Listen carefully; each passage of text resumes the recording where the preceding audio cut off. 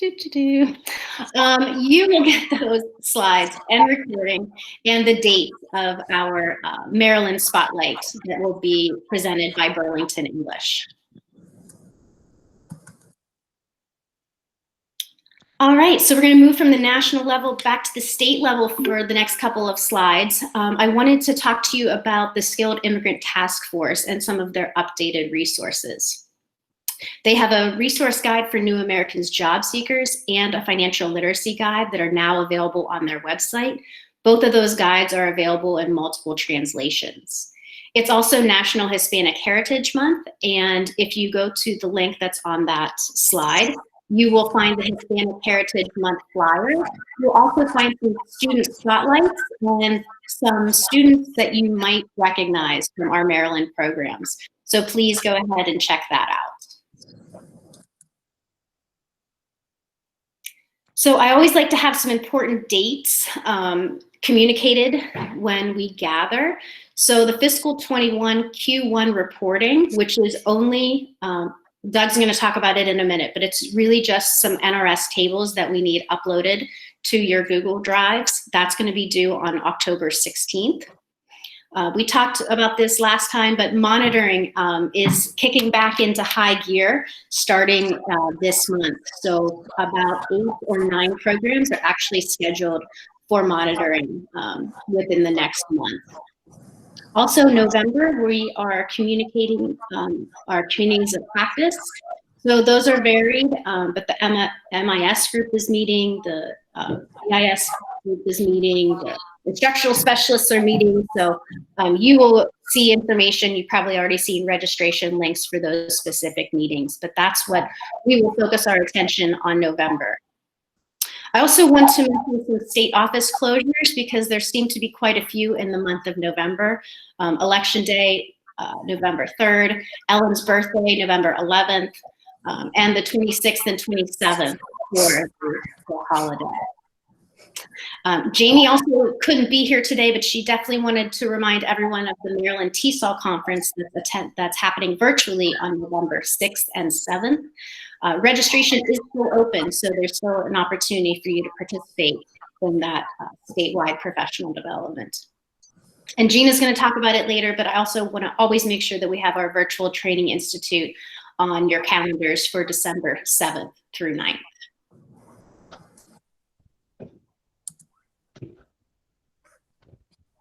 Okay, so now we're actually coming into our state office updates. So the GED Ready vouchers. Some of you had asked me about vouchers, and we were getting pretty low on our current supply, which is excellent because the current vouchers that you have are expiring on November 30th. So please take a couple of minutes, whether it's the program administrator or someone else on the team, check and see how many vouchers you still have left. If you can use them by November 30th, awesome. If you can't, contact me or Keisha and we will get those redistributed to programs that can use them. We also have purchased new vouchers with an expiration date of April 2022, which seems like a far way off. But so if you need vouchers, shoot me an email and we'll either get you some by the end of November or the new expiration date of April. Like always, you can contact me or Keisha with any questions. All right, so I'm going to turn it over to Bio and then Doug and then Gina for some additional state updates. Thank you, Ellen. Good morning, everyone. This is Bio. I'm happy to announce to all of our NEDP providers on the call that the NEDP statewide meeting will be held on Wednesday, November 4th at 1 p.m. Of course, it's going to be virtual. You should have received the link for you to register for the event. This professional development event is required of all NEDP practitioners in the state. Our NEDP program administrators are also invited to attend. Some of your colleagues will be sharing their experiences in different areas of NEDP implementation, including intake and assessments, retention, and other support that they are providing NEDP clients during the pandemic. So if you have any questions regarding registration, please email me. Thank you. Good morning, everyone. This is Doug. Just wanted to give you a reminder, as Ellen said before, there is some reporting that's due. Remember that the LACES data entry schedule is at the ELWIS website. Q1 ended on September 30th, which means that you have until October 15th, which is tomorrow, close of business, to have everything entered into the system for classes, attendance, etc., through September 30th. After you enter that, run student diagnostic searches, etc., and then create PDF copies of the NRS tables 4 and 4B. There is not a narrative report due for Q1. I've gotten lots of questions from people. There's no narrative report due. We just need you to make sure your data is updated through September 30th, and then create tables 4 and 4B, and then upload those to the shared drive by the following day. So by October 16th, you need to have that updated and uploaded to the shared files, FY2021 files, FY21 grant reports.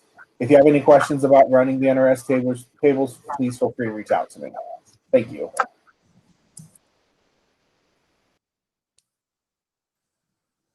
Hi guys, so good morning and thank you so much for joining us today. As always, you know that I like to chirp about the Virtual Training Institute, so we have some brief updates about it.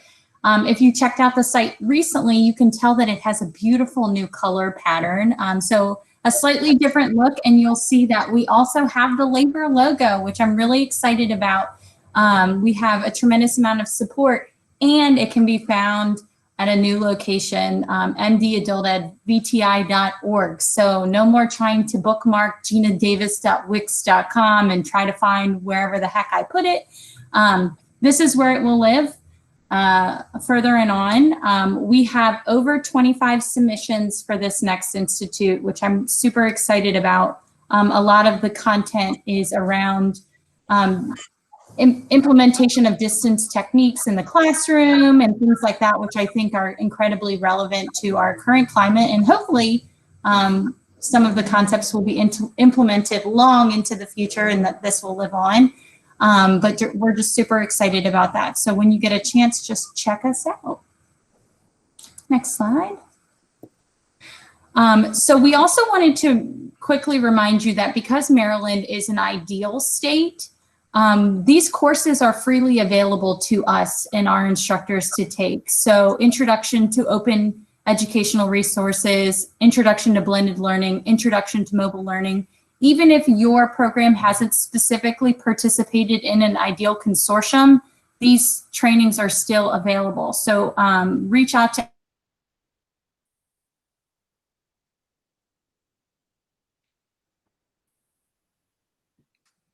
You don't have to make anything about OER. You don't have to make anything up. This is something that they've already created for us. And I'm going to kick it back to Ellen. Thanks, Dina. All right, so we are joined today by Jeff Smith, and he's going to give us a presentation on pre-apprenticeship. And as you can see, it's a very timely presentation with regard to the Department of Education's Rethinking Adult Ed Challenge. So without further ado, Jeff, I'll turn it over to you. Thank you, Ellen. I appreciate it. It's my pleasure to be with all of you virtually today. I always enjoy speaking to our partners in the adult ed community. Again, my name is Jeffrey Smith. I'm with the Department of Labor Maryland Apprenticeship and Training Program. And we're going to spend a few moments today talking about pre-apprenticeship and how pre-apprenticeship really serves as an ideal on-ramp for folks to get into registered apprenticeship. Before we get into the meat of the program, just a little bit of backing.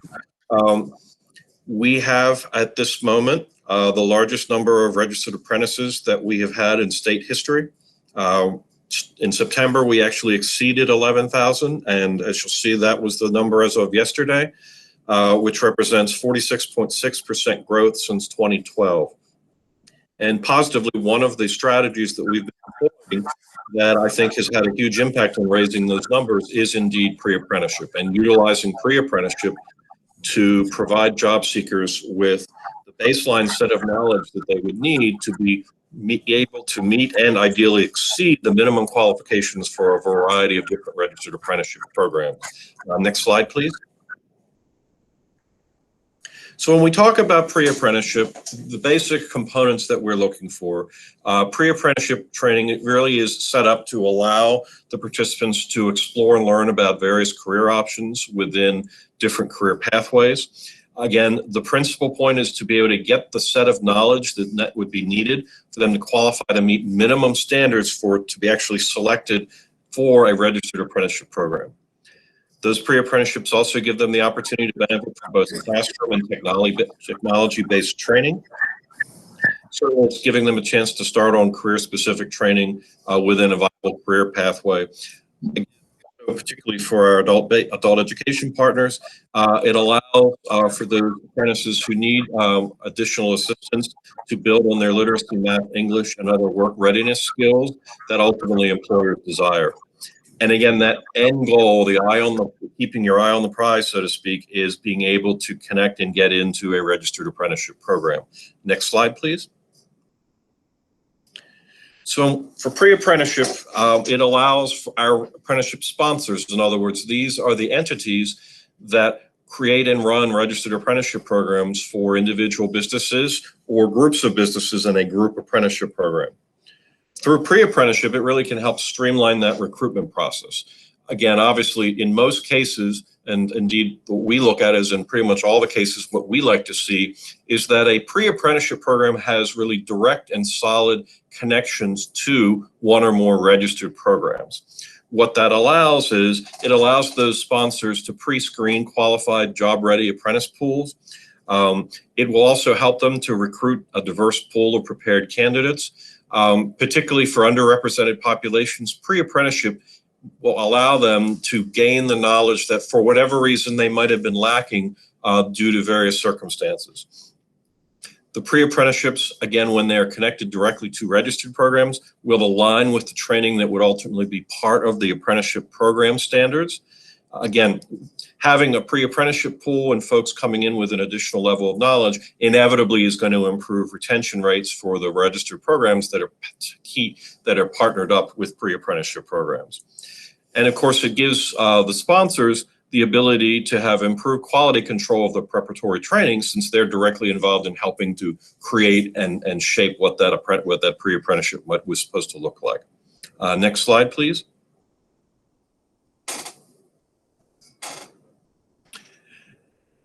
When we look at what we expect from sponsors, there's actually a training and employment notice from the U.S. Department of Labor that defines what a quality pre-apprenticeship program is, and that is a specific term for USDOL.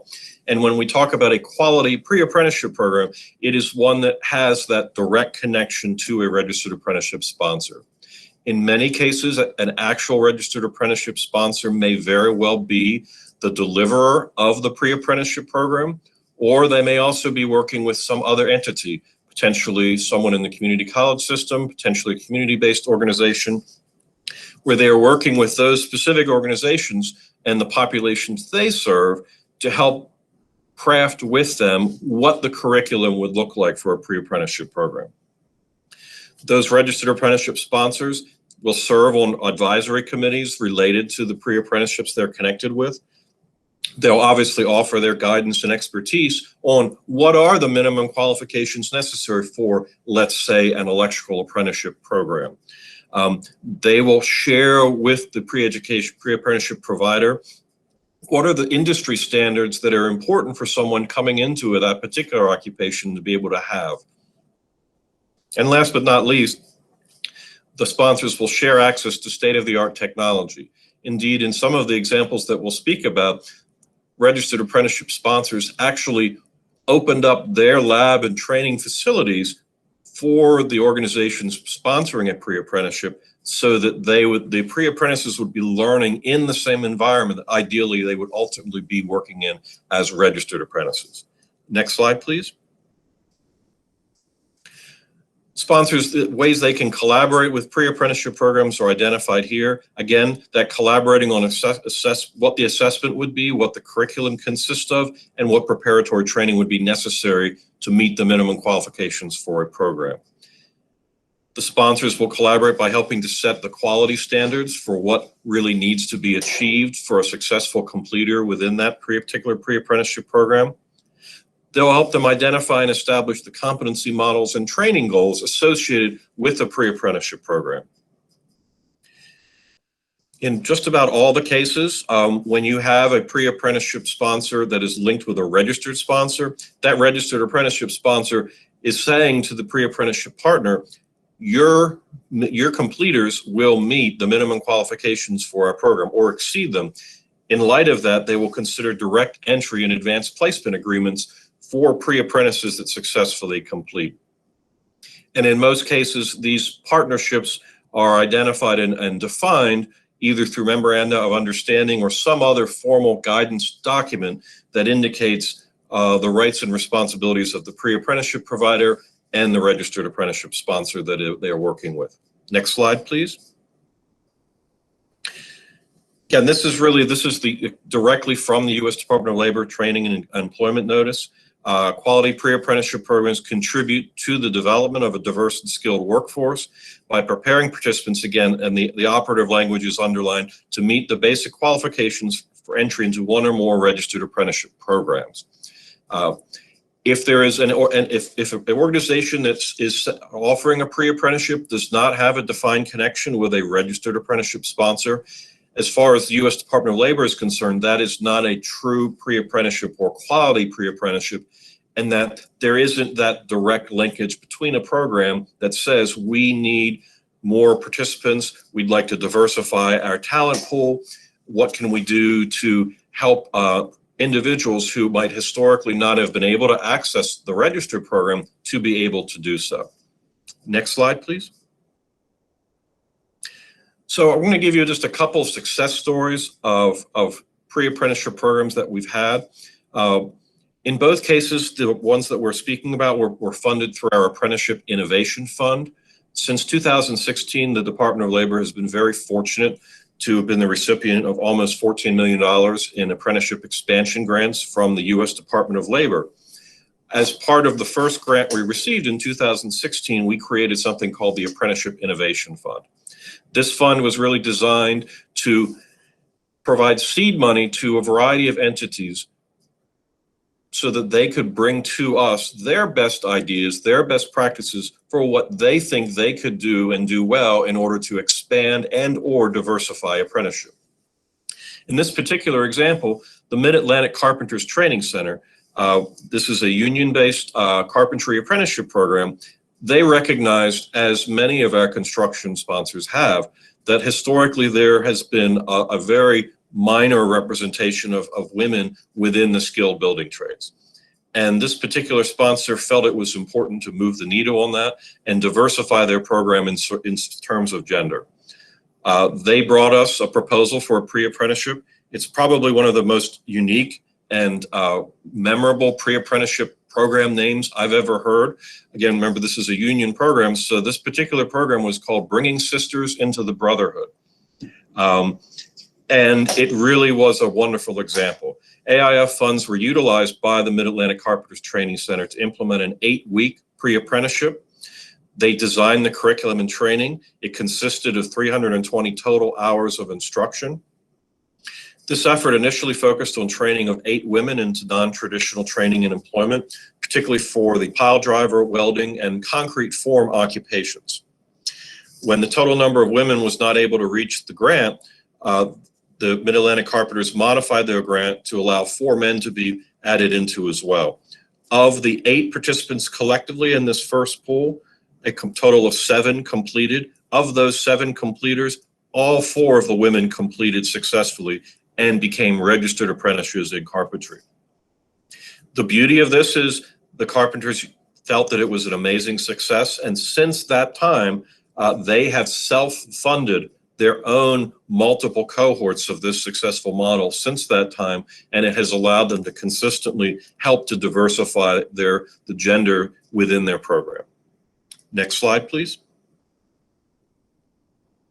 Another one of the programs that we funded with the Apprenticeship Innovation Fund was a pre-apprenticeship program for the Finishing Trades Institute. This is a union-based program that is involved in painting, glazing, preparation of wall surfaces, and so forth. FTI utilized this to develop both a pre-apprenticeship program and also an innovation designed to bring more apprentices into their program by modernizing the method they utilize for related instruction. For their pre-apprenticeship program, it offered a total of 200 hours of in-person training targeting youth, underemployed, unemployed, veterans, and Maryland seeking employment within FTI's apprenticeable occupations. The training started with 10 participants and 8 completed the program. All 8 of those participants were ultimately registered into FTI's program as a glazier. And a glazier is someone that works with and installs glass. Next slide, please. With that, I'd be happy to entertain any questions. I will give one area I know that people on the call had expressed interest in is what are the general minimum qualifications for registered apprenticeship programs? Obviously, these vary program to program, but generally speaking, we tend to see that the minimum qualifications are fairly basic. An individual typically needs to be 18 years of age or older, although we do have school to apprenticeship as a model where individuals who are 16 and 17 can enter an apprenticeship program with parent or guardian consent prior to being 18 years of age. Most typically, our programs will require a high school diploma or GED, but there are some notable exceptions to that. One of the examples we spoke about today, the Finishing Trades Institute, they do not require a high school diploma or GED at the time of entry into the program, but they do ask that by the time the individual completes their registered apprenticeship, that they are able to successfully achieve and have that high school diploma or GED. There'll also typically be requirements related to the apprentice's ability to get themselves to and from the job site or job sites associated with their registered apprenticeship program. And on occasion, there may be entrance requirements as far as a basic English or math ability, but again, that varies by program.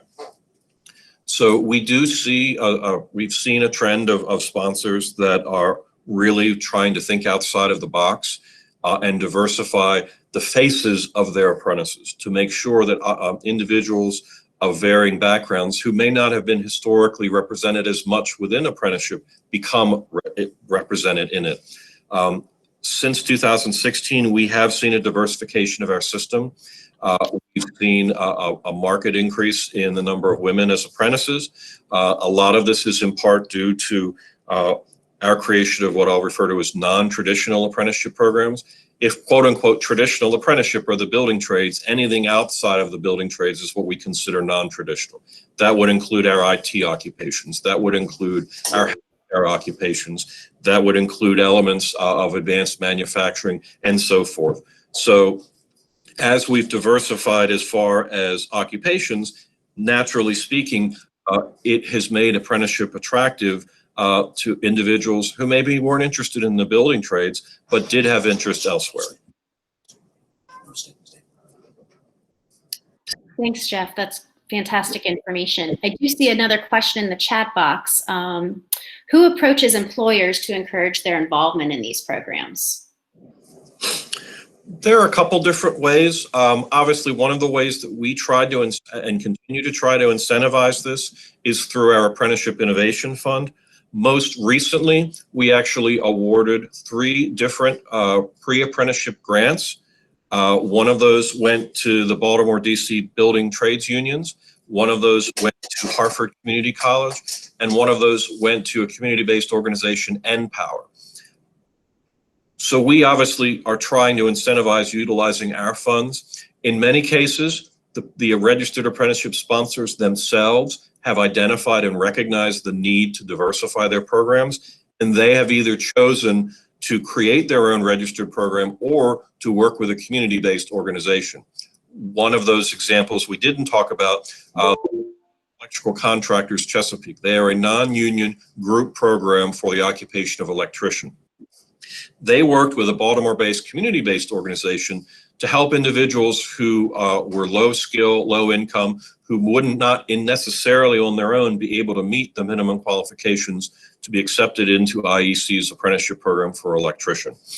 In the case of this partnership, it was very successful, and a lot of folks were able to come together, successfully complete that program, and get direct entry into the IEC Chesapeake model. So really it can come from organizations such as yourselves, offering your assistance to sponsors, or it could come from a sponsor seeking out you, recognizing that they'd like to improve their diversity in some capacity.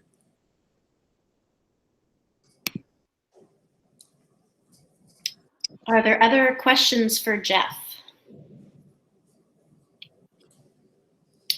Okay, from Angela. A few years ago, we were provided with available list apprenticeship programs. Is an updated list available? If memory serves me correctly, the availability here on the shore was limited to one, and they were Delaware-based. Whoever chatted in that question was reading my mind. I was about to share information about our apprenticeship locator. We have, if you go to the Maryland Department of Labor's website, under the jobs heading, which is for the Division of Workforce Development and Adult Learning, you will then see on the left, you'll see various tabs. One of them says Apprenticeship and Training.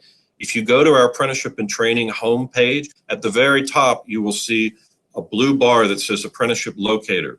That Apprenticeship Locator can be utilized by anyone to do a search either by county or counties, or do a search by particular type of program, if it's a program that someone is familiar with, or by industry or occupation. And that will allow anyone to be able to see what existing registered apprenticeship programs we have by any of those particular criteria.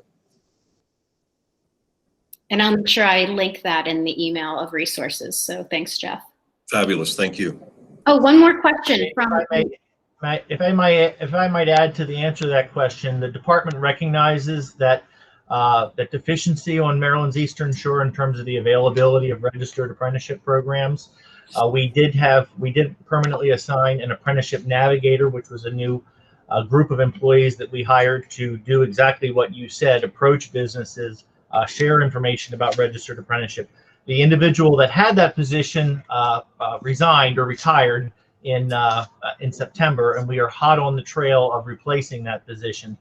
So our commitment to Maryland's Eastern Shore is to have someone permanently stationed on Maryland's Eastern Shore to promote apprenticeship and do exactly what you said: be able to approach businesses and let them know of the opportunities both for Apprenticeship Innovation Fund money, Apprenticeship 2.0 related instruction grant money that we have, and of course apprenticeship tax credits should they be available. So we hope to have someone hired soon to cover Maryland's Eastern Shore. And Lauren, thank you for adding the locator link in there. I'll make sure that goes out with the resources. Also, a question from an unknown participant. How are the programs being impacted by the pandemic? It's interesting you ask that. If you look at our actual aggregate number of apprentices, you'll see that consistently during the course of the pandemic, we have risen to the point of exceeding our historic numbers. So that obviously is a welcome surprise. I know that is not necessarily this case in other states that we have spoken with. More directly to how the programs have adapted, we've really seen our registered apprenticeship sponsors be very innovative in retooling their efforts for related instruction to be delivered in a virtual environment. Certainly in the case of the building trades, the construction trades have been deemed and continue to be essential services during the pandemic, which is really why we haven't seen any significant drop off in the number of registered apprentices in that industry, because there's a lot of work going on if you haven't seen it. A lot of governments and private sector contractors are doing a lot of work where projects have been accelerated. In my own small way, my family is helping contribute in that we are completely having our kitchen redone. So that has really been helpful for us. But you're absolutely right. The person who asked this question, a lot of it depends on the industry. We're fortunate in that the industries that we have still remain essential. You can imagine that our IT apprenticeship sponsors, they are very essential to allow folks like us to be able to have this pleasant meeting and have everything work successfully. If it was left to me, who knows where we'd be right now. Certainly our healthcare providers are very busy. So we've assisted our sponsors in identifying ways to remain successful virtually. And so far, we've been very pleased to see that. Great. It looks like those are all the questions. Yeah. So thank you, Jeff, for joining us. As I think you can see from the questions and the comments, apprenticeship is a hot topic for adult education because it allows our learners so many more opportunities to get back into the workforce in a productive way. Well, and I just want to thank you and your entire team and everyone on the call for allowing me this opportunity to share some of your morning with me. Thank you, Jeff. All right, so that wraps up our content for today. We would love to take questions. You can either come off mute or you can ask them into the chat box.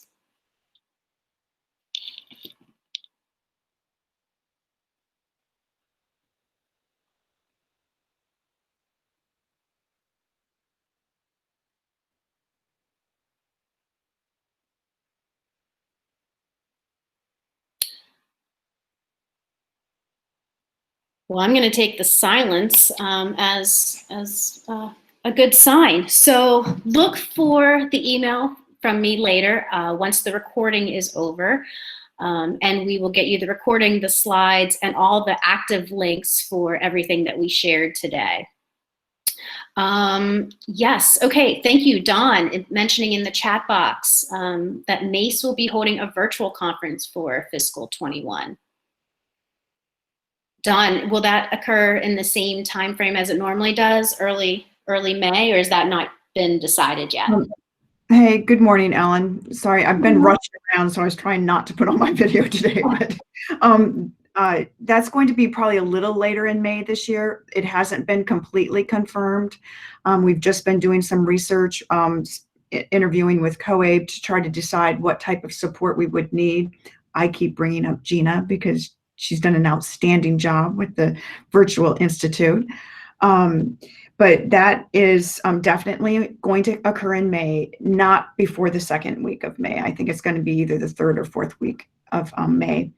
Then we have a professional development in the field conversation series, and we'll be starting with corrections. So that is our professional development committee on MACE putting that together. And then MACE membership just out to the field for all of you with the programs, making sure you inform your staff and your adjuncts. The membership for MACE, if you're not renewed by October, you will lose your COABE membership status. So if you want to maintain your COABE membership status, you will need to renew your MACE membership by October.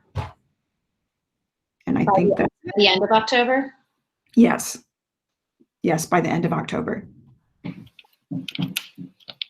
Great, thank you. We always appreciate the MACE updates.